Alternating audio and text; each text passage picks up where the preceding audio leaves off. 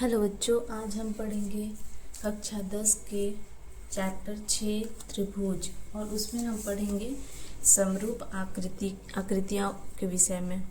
तो समरूप आकृतियाँ नाम में ही स्पष्ट है, जिनका रूप समान हो, यानी कि समरूप यानी कि समान रूप वाली आकृतियाँ। जैसे कि ये एक त्रिभुज है और ये भी एक त्रिभुज है, दोनों समकोण त्रिभुज है। समकोण त्रिभुज है यानी कि इनका रूप समान है, क्योंकि दोनों ही समकोण त्रिभुज है। यहाँ पे देखिए, ऐसे जब हम रखते हैं तो हम क्या पाते हैं कि दोनों का ही रूप समान है। इसका एक कोण 90 डिग्री का है। तो ऐसी आकृतियों को हम समरूप आकृतियाँ कहेंगे। जैसे और भी उदाहरण है, जैसे आयत है L और N, दोनों आयत का रूप समान है ना, तो ये हुई समरूप आकृतियाँ। जैसे वर्ग X और Z, इन दोनों का रूप समान है, तो ये हुई समरूप आकृतियाँ। और उसके बाद है सर्वागसम आकृतियाँ।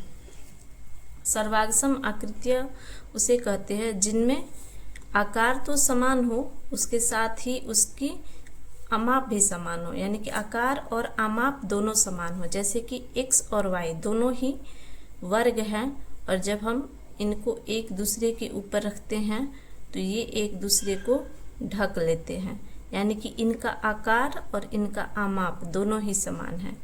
जैसे कि L और M दो आयत हैं, और इन्हें जब हम एक दूसरे पर रखते हैं तो दोनों एक दूसरे को ढक ले रहे हैं, यानी कि इनका आकार और आमाप दोनों समान है। तो ये क्या हुए? सर्वागसम हुए। जैसे कि त्रिभुज है A और एक और त्रिभुज हमारे पास है B, इन्हें एक दूसरे के ऊपर जैसे ही हम रखते हैं, ये एक दूसरे को ढक ले रहे हैं। तो ये क्या हुए? ये हुए सर्वागसम। यानी कि सर्वागसम आकृतियाँ उन्हें कहते हैं जिनका आकार तो समान हो, साथ ही उनका आमाप यानी कि माप भी समान हो। और समरूप, तो समरूप आकृति किसे कहेंगे?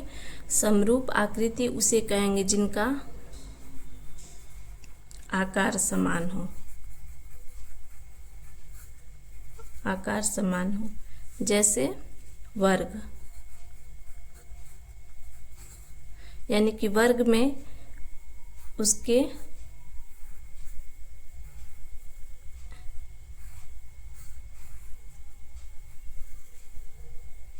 सभी भुजाओं का मान क्या होता है? समान होता है। वर्ग में सभी भुजाओं का मान समान होता है। किसी भी अगर माप का, हम किसी भी माप का वर्ग ले ले तो वो आपस में समरूप होंगे, है ना। और हम क्या ले सकते हैं? वृत्त। किसी भी त्रिज्या का अगर वृत्त ले लें, किसी भी त्रिज्या का वृत्त ले ले, वो आपस में समरूप होंगे। वो आपस में क्या होंगे? समरूप होंगे। और हम उदाहरण में क्या ले सकते हैं? समबाहु त्रिभुज,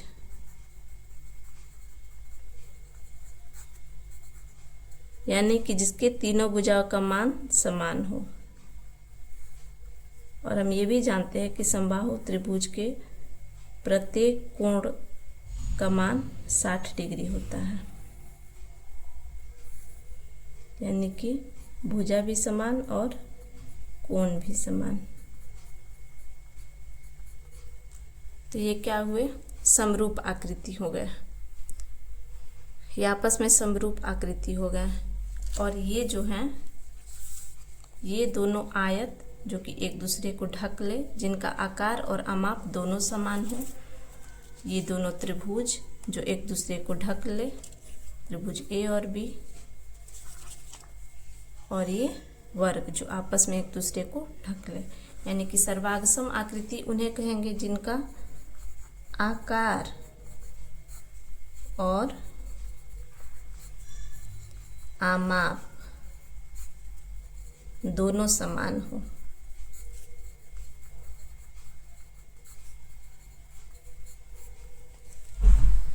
आशा करते हैं कि आप लोगों को समरूप आकृतियाँ और सर्वाक्षम आकृतियाँ अच्छे तरह से समझ में आ गई होगी। Thank you.